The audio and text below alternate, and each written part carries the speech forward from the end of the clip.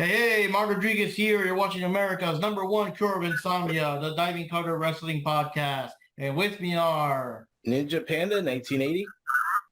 This is Jupi Chan, also known as Ninja Jupi or Wendy, and I'm about to turn this over to the one, the only, the heartbreaker with the big heart, Johnny Rodriguez. Yep, there you go, guys. In this episode, I'm not drinking anything too fancy. I'm drinking cherry vanilla Coke, but it didn't survive the podcast because I was kind of thirsty. So, And, well, we got a couple of things here to talk about. This is kind of, well, first of all, today's episode is, of course, the predictions for All In, the 2023 version in Wembley. We'll see how that goes. And there's a lot of stuff we'll be talking about as we go into the matches that I'll also explain why we're saying we'll see how that goes, Just leave it to Tony Khan to cast a shadow of doubt on possibly the most important event ever, But first of all, in the news of wrestling, this is something that doesn't happen terribly too often. I mean, we have lost lots of great stars along the way. And sadly, during the podcast itself, we had to pay respects here and there. But what's rare is that this time we had two legends that left us like within days of each other, man. So first off, Terry Funk passed away. And that was a very big shocker. Of course, a hardcore legend and everything. I've seen him around, mixture between the indies and WWE and whatnot. But that's a big shocker. And I think Panda can say something about what they're doing for him tonight. Tonight, as a recording, of course. This is Friday, the 25th. It obviously won't be then by the time you're watching this video, but you know what I mean? So yeah, in honor of Terry Funk, they did a match where it was the Brawling Brutes versus the Street Profits in a Terry Funk hardcore match.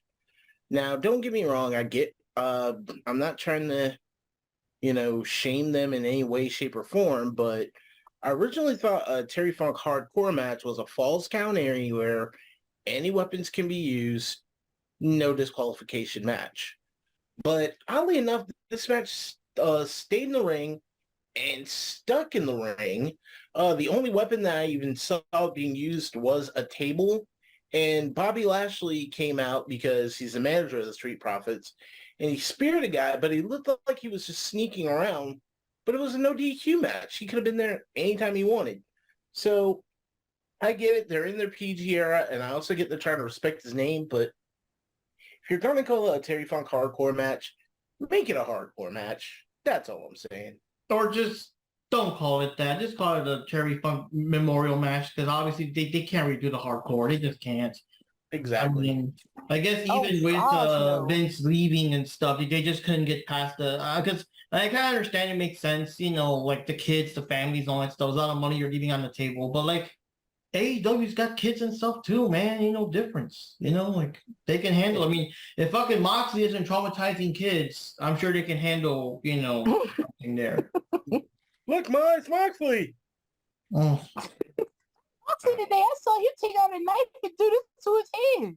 Always pray they don't do that because the moment some stupid kid does that, whoop, there you go. There you go. AEW's up. Well, at least Moxley screws up in smoke. Any thoughts? No, but here's the problem. But remember, AEW have all those new rules that they aren't following. Remember, those rules are only there because they're under the person's discretion and under their permission. I mean, that's how they're covering their bases. So if for some reason some XYZ thing happens and the people do start getting mad, they could say, well, I mean, they didn't clear with us. They didn't ask us. They just went into business for themselves. That's their cover-up, True. Probably. No one told us Sean Spears is going to break someone's head with a chair. We were not cleared of this. Well, see, that's why they've been smart about it. They've been smart about it since day one because you notice any of the more hardcore matches are either on a pay-per-view or they're considered a lights out match, which is after the show and has literally no affiliation with AEW or Time Warner Company. It's literally just they are scheduled to go out and have a fight right after all the regular business is done. So basically, if if Moxley, fell into a booth of rat traps or whatever, they're not responsible for it. They're saying, hey, it's not our liability. They did that on their own terms. So that's the way they kind of cover their butts there. Yeah. Oh my gosh! Don't give Moxley ideas, because he probably would throw himself into a thing full of rat traps and glass and nails. Oh, apparently you never saw the first Lights Out match with Kenny Omega. That's exactly what he did. Yeah. Any words regarding Terry Funk there, Wendy? Well, it was surprising to hear about, his passing, but, only thing I mainly know about Terry Funk in general is just how hardcore he was, like ECW type hardcore, barbed wire, bad knees, and stuff like that. Older, but I know he's a legend. You see, for me, he's just too bloody. He's too hardcore for me. But I know people really was into him, and I still feel bad, for his true fans. Heart goes out to him and all that. But I never was really into that style. So I know Terry Funk. I know his legend. He's a legend and all of that stuff. I've seen bits of it. I've seen documentaries that it may have involved him, but that's about it for me. He was a legend, right? It had to be like 50s or 60s, right? He was in his 70s. He was in his 70s. Oh, Jesus. Oh, man. But yes, moving on to Bray Wyatt, though, that is the big shocker that the other day IRS told everyone that his son passed away. And yeah, it's a big shocker. Triple H put an official tweet out, and yeah, we're still feeling the effects of that, because that one is super recent. And I'm sure all of us here are familiar with Bray Wyatt. I mean, the thing about Bray Wyatt, I always loved the gimmick. I feel in certain ways, like WWE just didn't have, I guess, enough faith in it, because I always hated that he always had the big build up and the big everything and all the mind games, but then when it comes to the actual match, he always loses. I think the only time he really, really won was just like when he first won against Cena with all the kids dressing up as like whatever, or the whole thing he did with Cena, I think. And he also, I'm pretty sure he beat Randy Orton once during this weird haunted house match and weird shit going on, like all weird stuff. I was in Japan when I saw that one. Yeah, but most of the time it's disappointing because he does all the cool theatrical stuff, but then he doesn't stick the landing, because these guys like these bad guys gotta win once in a while so that they're a bigger deal. You know what I mean? If Bray Wyatt loses all the time, then if Bray Wyatt, now he's after you, it's like, oh, well, that clown, whatever, But if he's like, tearing down these other guys, and then he's like, he's got his sights on you, then that's when the person's supposed to feel like, oh shit, like it's a thing, So I always liked him a lot. I just wish he had more of a chance. And my understanding, though, of course, he came back as the Fiend. And well, like first that he quit or quit that mysterious like hiatus that he had when we weren't sure what he was doing. Then he suddenly came back with this Mr. Rogers kind of fake show. That was always funny. But then like he was trying to act super nice and super, hey, but there were always these little tidbits of creepiness here and there until he got creepier and creepier. And then the Fiend made his appearance. Then the Fiend actually appeared, on TV and did matches and stuff. And, he was super invincible. He took like 50, 60 curve stomps from Rollins and still survived, one pay-per-view and whatever and stuff like that. And then of course he corrupted Alexa Bliss. She turned evil too. And then it was so weird because for a while he had another big hiatus, but Alexa was still evil and twisted, which felt kind of weird because it would be like the House of Black is gone, but Julia Hart is still evil on her own, that kind of thing. And yeah, and I guess I'm not sure if there was another little resurgence, right? Then he came back again as a Fiend for another while before. Yeah, there was another resurgence. He came back as this character known as Uncle Howdy, but he kept claiming it wasn't him. And then at one point he had actually had a match against another wrestler dressed as Uncle Howdy. So I was like, hey, look, this is me. And then finally I know he had a blackout match against LA Knight as the Fiend, and that was like the last pay-per-view they had done. And after that, no one had seen him in a while. Sadly, his cause of death was COVID, but the COVID actually upset a heart condition that he had, so he had a heart attack on top of that. So that's what caused him to pass away. And the guy was only 36 years old, and it's sad. It's really sad. And we'll just kind of go other things that he did. He had the flock with him. Of course, he had the flock. No, it was the flock. Bray Wyatt's family, the Wyatt family, which was oh wow, it's been a while. It's Luke Harper. Rotunda. Hold on. It was Luke Harper, and I really forget. It was Eric Rowan, right? Because it's been a while. Eric Rowan. Luke Harper, Eric Rowan, and Braun Strowman. Yeah, I was gonna say that later on, but yeah, it was those two. Of course, Luke Harper is, he became Mr. Brody Lee later on in AEW, so we also lost him. But yeah, they did that. They eventually introduced Braun Strowman. I remember they were even fighting at the time. They were fighting some people when all of a sudden this big old guy just comes over and chokes everyone out and everything. And you're like, who the fuck is this guy? And it was epic because Strowman wasn't known. He wasn't like, it's that guy from ECW. It's that guy from Impact. No, it's just this completely unknown guy, which of course he was one of the dancers with, I forgot his name, you remember that one dude that had like a conga line sort, not No Way Jose, but the guy before him. Oh my gosh, what was his name? Because he did not last long. Dang it! I forgot his name. You remember his name? The music guy. It was a music guy. It's a party guy. Yes, he was. I used to like the conga line, but I cannot think of his name. Can't remember his name. Wow, that's so bad. I remember there was a meme because No Way Jose was kind of similar, and Vince McMahon because No Way Jose. No Way Jose. No, it was before him. It was another guy. It was a white dude. And that's the thing. Vince fired him, and then when No Way Jose came out, there was a meme like, "Wait, who let the other guy back?" like saying it's the same gimmick. But yeah, Braun Strowman was one of the random dancer guys, and whatever. I forgot his name. My God, it's been so long. Oh, wasn't it like Adam Rose or something like that, or something Rose? I can't remember. I can't either. It was something like something Rose. I want to say Adam Rose, and if it's not, it's something with Rose in it. But he had his little party people too. I remember there was one episode where like the diva stole Paige's clothes and stuff. So she had to like take the clothes from one. There was like a dancing fairy girl. So of course, she's like the dark one and stuff. She felt embarrassed that she had to wear like pretty pinky little, fairy costume for that one match. But it was one of those party people. She like knocked them out, took the outfit or something, But yeah, Braun Strowman was one of those random people dancing around.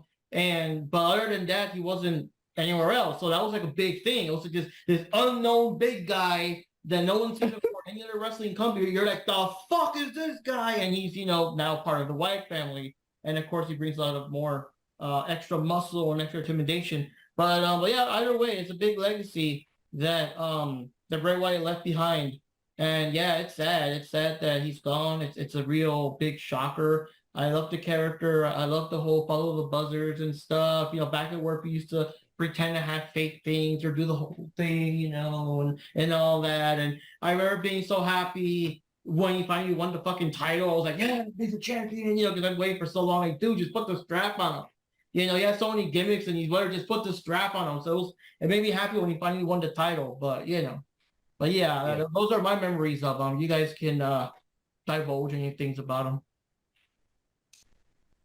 Well, I mean, I actually gotta agree with you. Like, it was insane when he finally won the title, because sure, as the whole Bray Wyatt Eater of Worlds thing, yeah, you could see what he was doing. His gimmick was straight up like horror. Like, he could pretty much like take his faction and put them in a horror movie, and it would freaking work. Like, you just put him in a bayou swamp setting, had some kids running around, it'd be game over.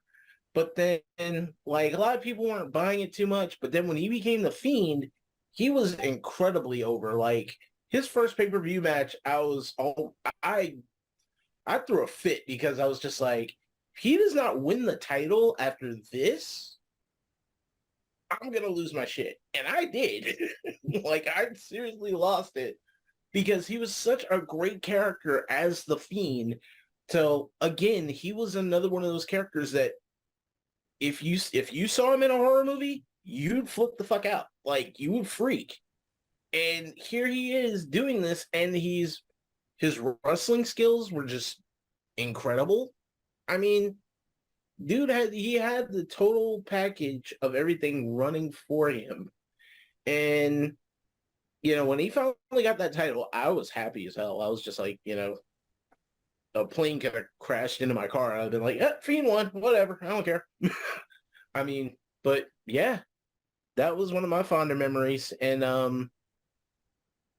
going back to Terry Funk as well, I mean, you got to think this is a guy that a lot of wrestlers idolize, and a lot of wrestlers, especially hardcore wrestlers, probably wouldn't be here if it wasn't for him, because he was the guy that, started off the personalities like Steve Austin, and especially Mick Foley. Like, their rivalries were ridiculous, but good and well that Mick Foley was inspired by Terry Funk. Oh yeah.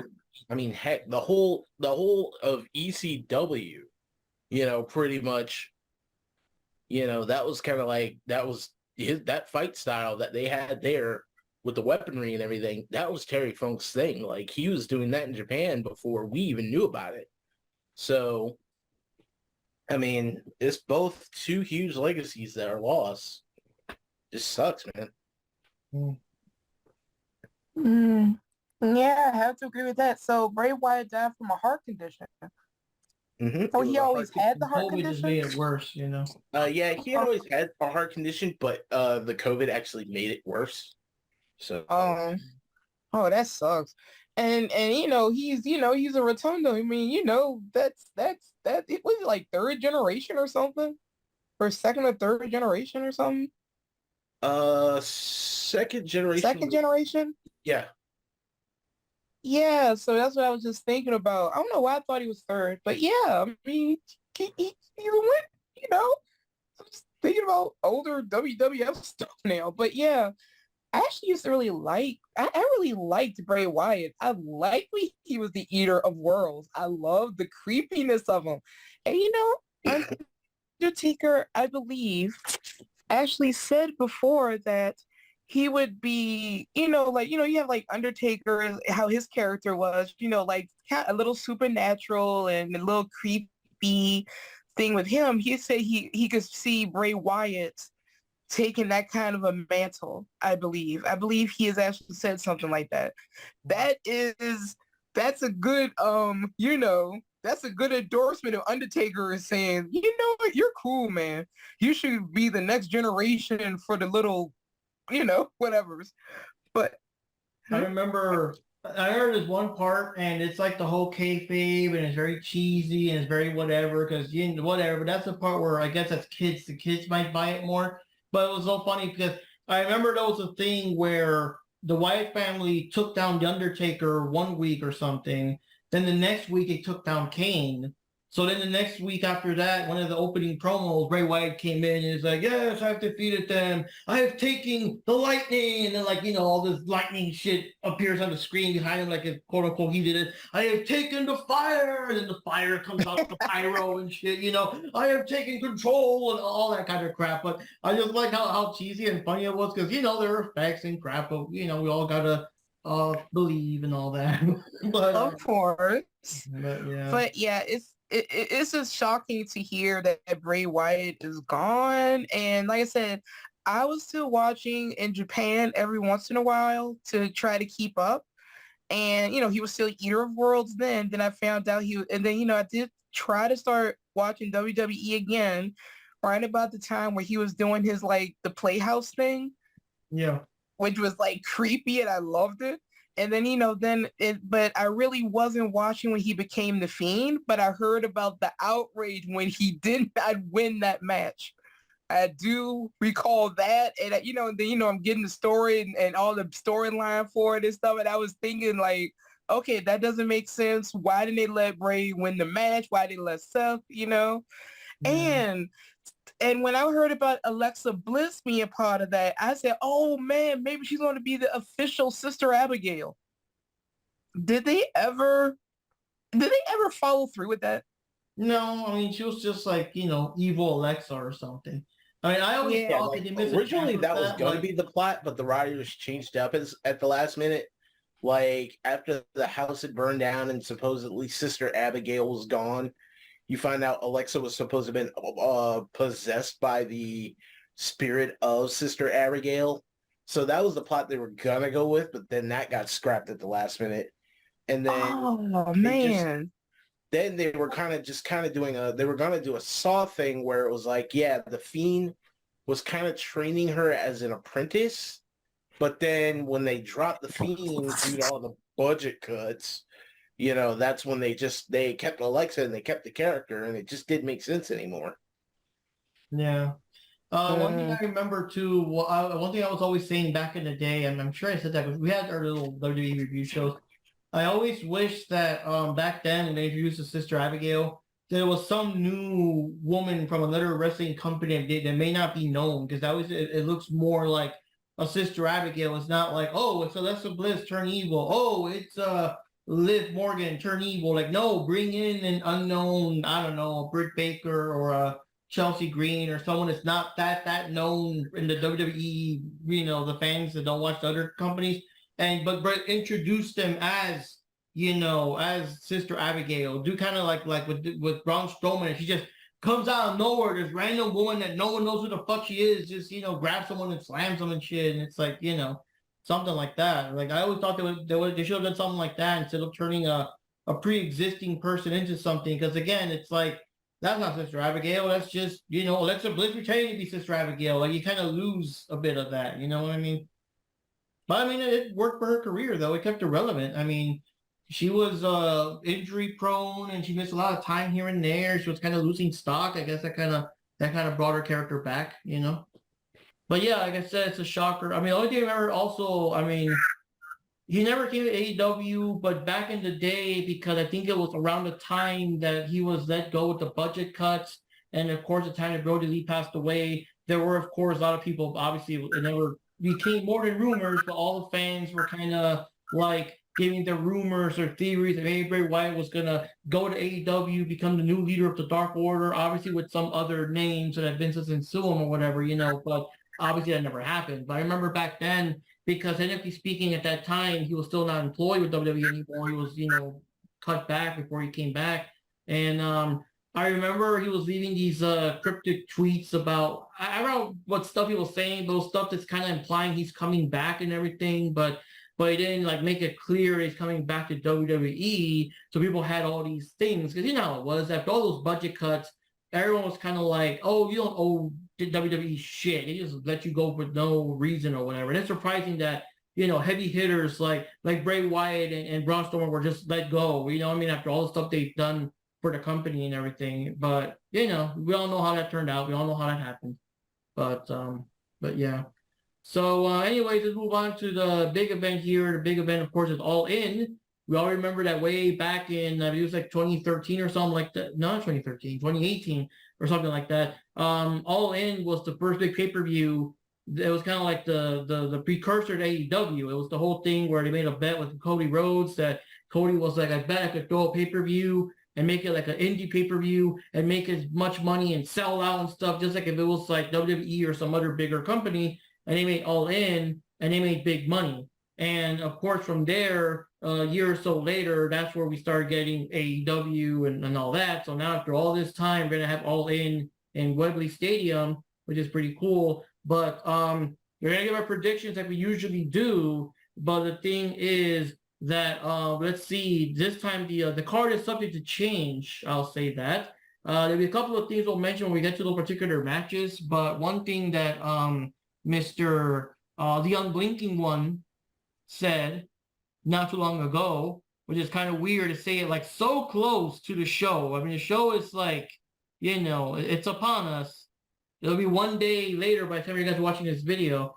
But anyways, he said, and I quote, "There are not changes I wanted to make or plan to make.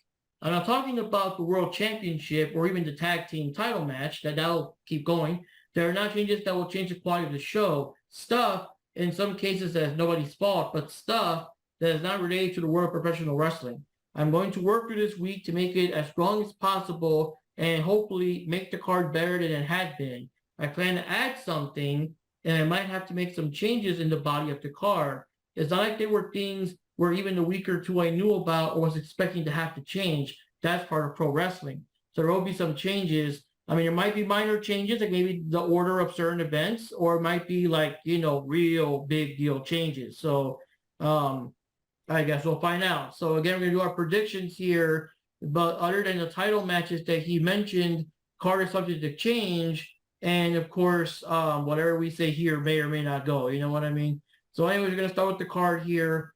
And we're going, let me just make sure I got this picture saved because I'm gonna have this up for the video.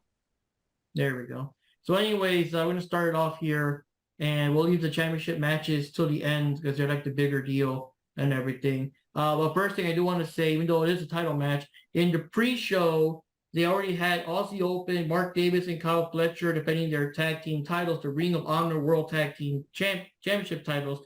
And it's going to be actually like a last-minute idea they had a couple of weeks back where Adam Cole, baby, because apparently he's besties with MJF nowadays, where Adam Cole made the idea that like MJF could be a double champ because he's currently, of course, the AEW champ. But what about also being the Ring of Honor World Tag Team champs, huh? So they're going to challenge Aussie Open as a team in the pre-show, in the 0 hour, what they call it nowadays. And of course, it's a big deal because, spoiler alert, of course, later on the main event is MJF versus Adam Cole for the title, where even though they're besties or whatever, I mean, Cole's going to do whatever he can to get that title. So, of course, here the question is, can they coexist and get the titles? So, in my opinion, I'm going to think that Aussie Open's going to retain their titles. They just got them too soon. And I don't really like, it's obvious it's all hell that either Cole and MJF will turn on each other during this match, or obviously they'll do it during the main event. So having them being like tag team champs while hating each other, I know we kind of seen it before with Kenny Omega and Hangman, but here, like, it's going to be a bigger deal. I don't really see the point of that. I don't know how it's going to work unless they want to do that, I guess, but I don't see it. So I'm going to give it to Aussie Open. They retain the titles, and I'm predicting, of course, that MJF and Adam Cole are going to be getting all buddy and cheesy as fuck, but things will happen that will make them angrier so that when they go to the main event, now they're going at each other's throats from the start. So I want to give it to Aussie Open for that one. I'm actually going to play devil's advocate on this one, and they're going to win the tag team titles. And then when it comes to their actual main event match, that's when it's really going to hit the fan. And basically, it's going to be a big betrayal. And, let's face it, Adam Cole is still buddies with the Elite, so why the heck not? So something tells me later on down the line, this is going to work their way for the Elite to get the title back. But as of right now, yeah, they're going to have to keep those titles on those two. I think that they're going to beat the snot out of each other for the heavyweight championship. But then the turmoil is going to be, you have these two heels that completely hate each other, and they have to coexist for the sake of the tag team titles. So, yeah, it's going to cause a lot more drama over the next couple of weeks. And frankly, that's what they want. So I'm going to leave it with MJF and Adam Cole being the tag team champions. Now, I was thinking, see, this is a tough one because, I can see it from both sides here. I'm thinking maybe if MJF and Adam Cole lose, I want it to be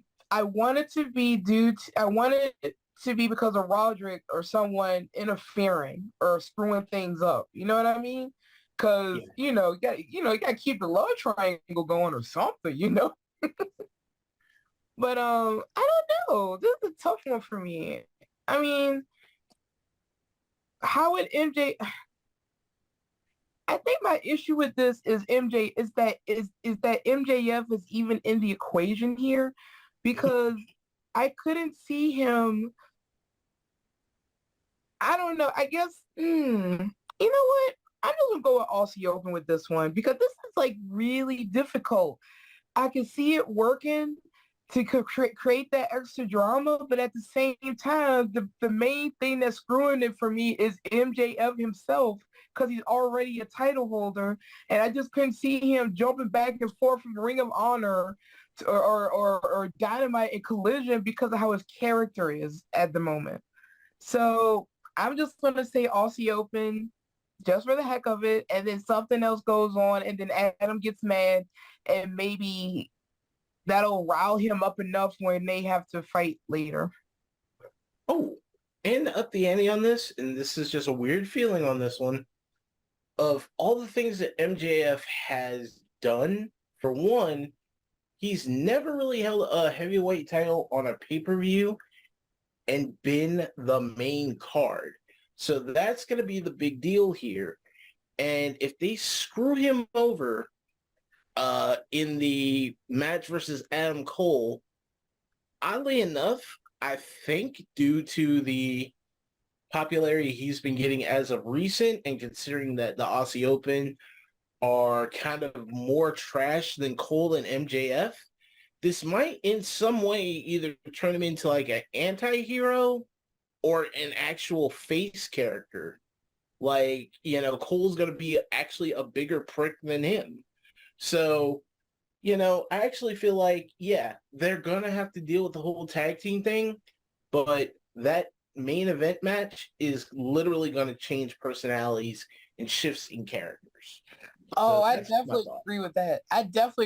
I do see it probably going in that direction, but let's wait till we get there. Yeah. Got ahead of myself. All right, Johnny. Okay, already this match sounds pretty good, I gotta say.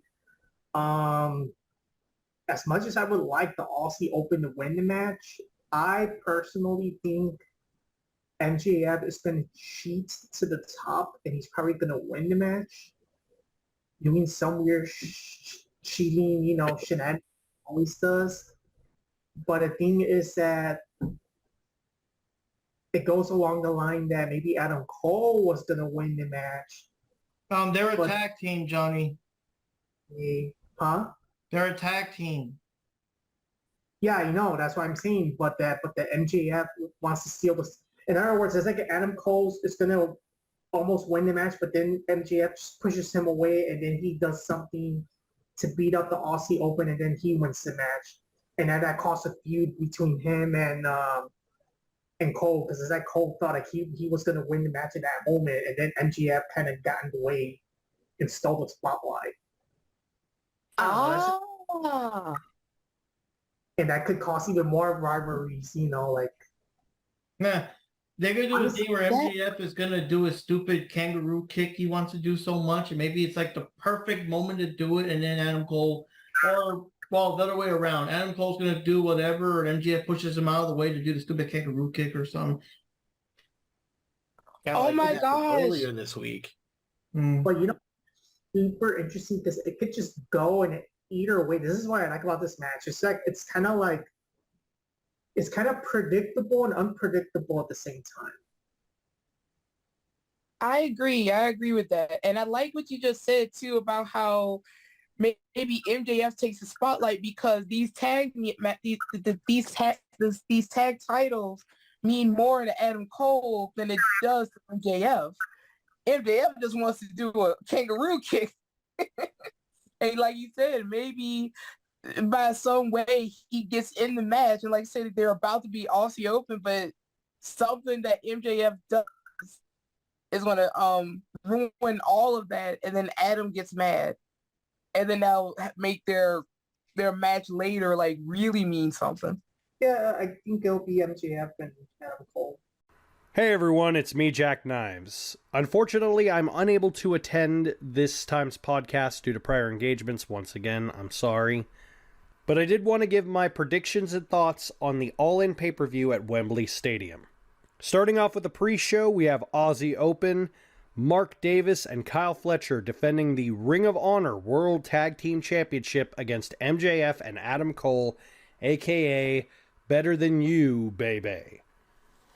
If anything, I just feel like it's unnecessary. If they don't pull the trigger on a betrayal for this leading up to the main event, it would be a complete waste of time. If they have Aussie Open drop the belts, it would be a complete waste of their talents, because aside from FTR, they are the best tag team on the planet. I'm not just talking about skill level. I'm talking about ability to basically challenge and wrestle any tag team and still look amazing. And I know a lot of people may think that way about the Young Bucks or Lucha Brothers, but the problem is the Lucha Brothers and the Young Bucks have a very long history of injuries that is still starting and more often causing their downfall. Whereas Aussie Open have actually been elevating tag team wrestling to a new level internationally, and the fact of the matter is they were also given praise by both the Briscoe brothers and FTR themselves as being the future of tag team wrestling. They honestly were building for a long time that Aussie Open, FTR, and the Briscoes were going to have a series of matches which was going to be similar to the Hardys, Edge and Christian, and Dudleys, but just for a newer generation. Unfortunately, due to situations beyond everyone's control, Jay Briscoe passed away, and here we are. But that element could still happen, because I really do feel that not necessarily the triple tag team, but they could at the very least create a new passing of the torch for FTR. Because FTR even have said this is their final run as wrestlers. So who better to pass the torch than to the young, aka Aussie Open?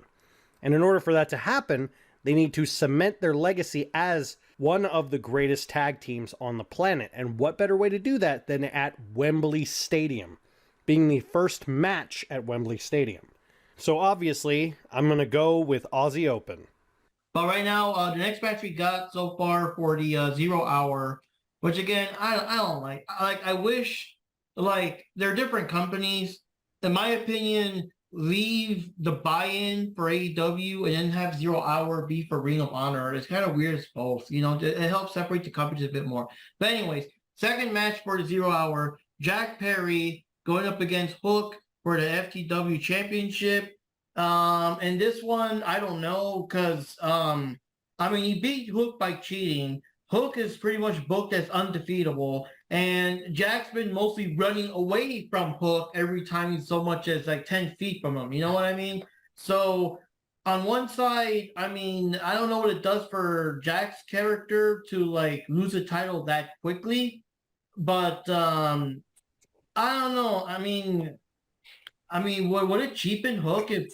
I mean, I guess the only way you could beat him is with one hell of you know, cheating and heel stuff and whatever the fuck. Maybe they'll jump Hook in the back so when he comes in, he's not fresh, or I don't know. I don't know how Jack can beat him, because Jack doesn't have like cronies like everyone else has. He doesn't have like you know, a Wardlow or a Luchasaurus with him. He doesn't have any other people. He's not a member of any faction. You know what I mean? So I don't see how Jack Perry can even beat Hook, but I feel it's too soon for him to drop the title. But remember, wasn't they say he wants to retire that belt? Perry said he wants to retire the belt. I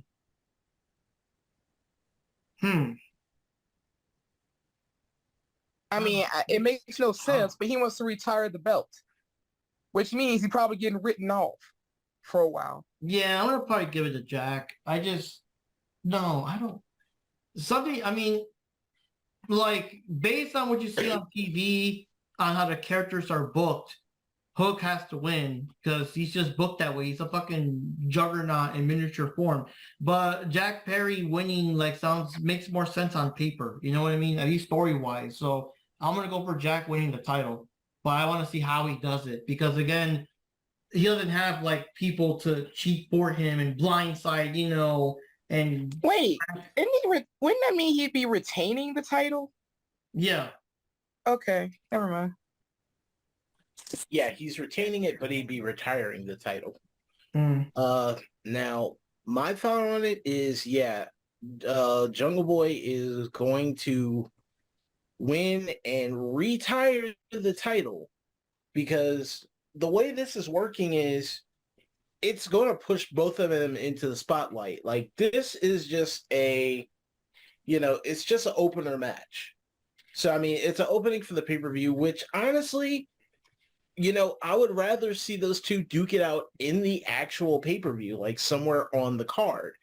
But for them to get there, they got to build up the story, and they got to build them, build both of these guys up more. They haven't been having as much airtime as they used to, especially not Jungle Boy. Hook had been getting rarely little to no airtime at all. So you've got to build a personality for Hook. You've got to like build up his character a bit more. I mean, he's already a likable guy, but you got to push him just a little bit more so he rises a bit more from, hey, wasn't he that tag team dude with Danhausen, to holy shit, it's Hook. So yeah, you got to build that up a little bit more. And I think what's going to happen is it's going to build up right up until the next pay-per-view. And then Hook is going to end up bringing back the FTW title. Given, if anybody remembers, it's a bullshit title to begin with. Wasn't real. But he's going to bring back that title strictly due to the fact of it's his dad's created title. It was made by Taz. So you got that bit of legacy on the line with this title as well. So that's the way I feel it's going to go down. I want to see how Jack Perry's going to do it, but I think Jack Perry's going to win this one just for the sake of elongating the storyline and giving both him and Hook a push. Okay, quick question. Hook is usually on Rampage, right? Mm-hmm. Okay. And Perry is sometimes on Rampage too, and Dynamite. Now, who books Rampage? I don't know. I'm just wondering if Tony Khan had his fingerprints over there, because storylines that make sense aren't his forte in some ways, Yeah. But going with that, it makes sense. Like you said, the FTW belt, or that's what it is, right? Yeah. The FTW belt. Yeah.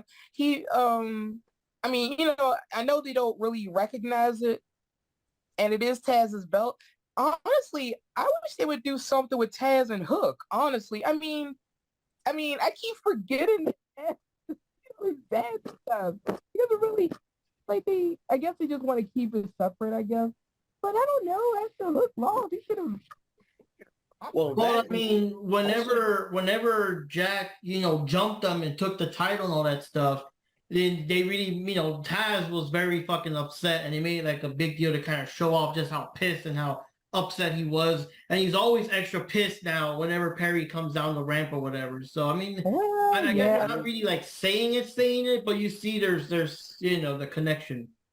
Yeah, and as far as wrestling, there's only but so much Taz can do because he injured his neck, and that pretty much retired him from wrestling. That's why he's just been permanently. Oh, no. I don't want him in the ring. No, I don't want him in the ring or anything. I just wish we could get an interaction between him and Hook, because I've never seen it, I guess. That's just me. But I kind of forgot about that till you mentioned it, because sometimes I don't pay attention to the commentary so much, because sometimes it's nonsensical on Dynamite. I like Collision, though. But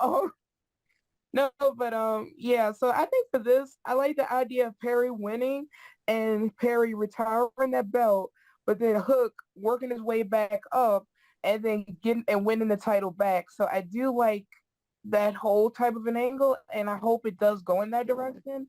And I hope that Khan is not the one that's booking Rampage, and let's see where it goes. So I'm going for Perry for this one, and knowing him, he's probably going to cheat to win. And maybe he'll have Anna Jay by his side. I don't know. And again, I'm adding one more stipulation to this. Call me crazy. I'll put a tinfoil hat on. But when Hook wins it, I have a feeling that it's not going to be the same, crappy looking belt that they have for the original FTW belt. I have a feeling that when he wins, if he reinstates that belt, it's actually going to be like a legit gold belt that looks something close to like the AEW's heavyweight championship. I have a feeling that's what he's going to do. For this match, I think this should have been like one of the matches on the actual pay-per-view and not in the buy-in. But regardless of that, I don't know. It'd be good for Jack Perry to win this match.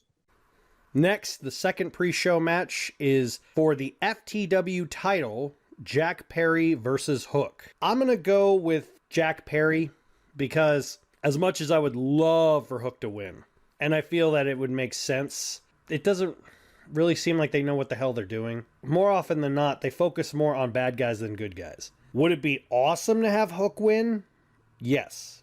Do I think he will win? No. So for that match, not much left to be said. I'm going to go with Jack Perry. So right now, the next match is the one that's going to be kind of controversial or something based on what's going to happen after this match. But we got the Young Bucks, which is Nick Jackson, going up against FTR, Dax Harwood, and Cash Wheeler for the AEW World Tag Team Championships. And of course, the big problem is that in real life, Cash Wheeler got in trouble recently. I guess he was waving a firearm around where he shouldn't be, and he got caught. And it sounds like he's going to be legit arrested. So it kind of sounds like soon after this, and that's the thing. I'm surprised the match is even ongoing, and I'm surprised that he's still in it.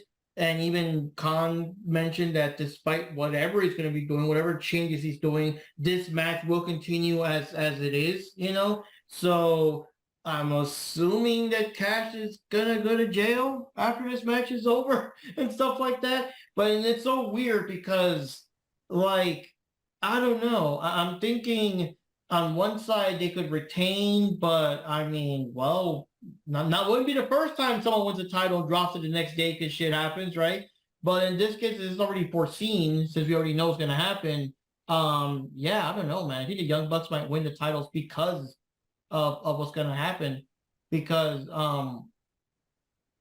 I don't know, but it's just so annoying for me too. Because how many fucking times are the Young Bucks going to be tag team champs? Just, oh God, you know, I don't want another reign with those guys, you know, because they never drop them right away. Like I would laugh if they drop them right off, like the next episode of Dynamite or something. You know what I mean? Versus whoever. But I don't want another long reign with these fuckers.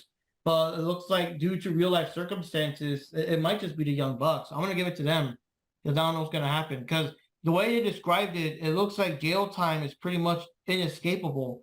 So, you know. Cash better put on one hell of a show for his family and kids because maybe the last time we see him for a while. You know, I don't think so. I don't think the jail time is, I mean, he'd have to go to trial for all of that and all of that stuff. He's out on bond. And one of the stipulation of his bond was to give up all of his firearms and all that stuff. But, you know, nothing about not being able to travel. But unless he's actually convicted of something, we don't know, you know? Mm. He hasn't had a trial or any of that stuff. He just got released on bail. So I don't know if it's, you know, what the deal is. So, I mean, I never looked much more into it outside of that. So you never know. I mean, I think the Young Bucks are going to win because Cash screwed up. But yeah, I'm in the same boat, unfortunately. But I still think that if Cash hadn't screwed up, that FTR, you know, the FTR would have definitely won. And even if they didn't win, you know, screw it. I'm going with them because I don't like the Young Bucks. I don't care if I'm wrong. I'm going for them. Oh, sorry, I jumped ahead of you, Panda Man. I'm sorry. I just had to get it out. I had to get out my Young Bucks hatred. I'll be right back. I get it. Honestly, and like what he said, it has to go to trial. It hasn't been convicted of anything. We don't have a court date on it yet. So with that being said, I'm actually going to say FTR are going to retain the titles. Now, there's plenty of time for them to have a trial or what have you due to Dax Wheeler's indiscretion with the firearm and what have you. There's plenty of time for that. So they can retain the title right up to the time of the trial and then just, you know, have it so that they get beat by Best Friends or somebody or like a tag team from the Blackpool Combat Club or somebody else. So it doesn't exactly have to be the Dumb Fox. So, you know, if they were meant to retain the titles, which they haven't had them that long, I say that they're actually going to retain right up until Cash El the Bang Bang Wheeler's trial. I'm gonna go with FTR. You know what? I'm also gonna go with the FTR. Obviously, because I don't like the Young Bucks either, but also more like in the sense of pride that, hey, if this at least win this match before the trial thing happened. Gotta make it happen. Gotta at least win a championship before you have to deal with consequences. Now, if FTR retains, and we're all hoping so up until Cash's trial, let's hope that Khan actually knows that he's going to have a trial and he will book everything appropriately, unlike a certain Eddie Kingston situation. No, man. Oops. Yeah, I'm gonna change my vote to FTR. We'll go the dice. We'll see what's going on. I mean, I just don't know if anyone whatsoever caught that on video. It's a rapper Cash, but like you said, might as well make the most of it while he can before the trial and all that. So and remember, technically he cashed out, which is why he's out on bail. Yeah, Cash cashed out, huh? Yeah. Oh god. I'll see my way out now. Yeah. So, anyways, I mean, hey, I guess like that is the buy-in, right? He bought his way into the match, right? Next, going on to the first match that is on here for the main show, we have FTR versus the Young Bucks for the AEW World Tag Team Championships in their rubber match of their series of 3. Obviously, this is going to probably be Spotfest City because, I mean, well, no, actually, I take that back. There's going to be another match that's more like that. I'm really just excited to see really, really good tag team wrestling. And I think that despite my personal feelings about the Young Bucks, they have cemented their legacy as one of the best tag teams on the planet. And they have cemented their legacy in the wrestling world. My biggest thing is, do they really need the win? Do they really need to be tag team champions again? Because the fact of the matter is, every time they've been champions, they've done nothing with them. When they were tag team champions, they just kind of wandered around, fought a bunch of jobbers, or fought Lucha Bros and then lost. So it's like, who cares? FTR, though, have actively defended those belts. They've defended every belt that they've ever had. And they've had some of the best matches in tag team wrestling in the past 10 plus years. So as far as the overall, who I think would be a better thing to have in the wrestling industry to stay as AEW World Tag Team Champions, it would be FTR. But I do think it's probably going to be one of the best matches of the show.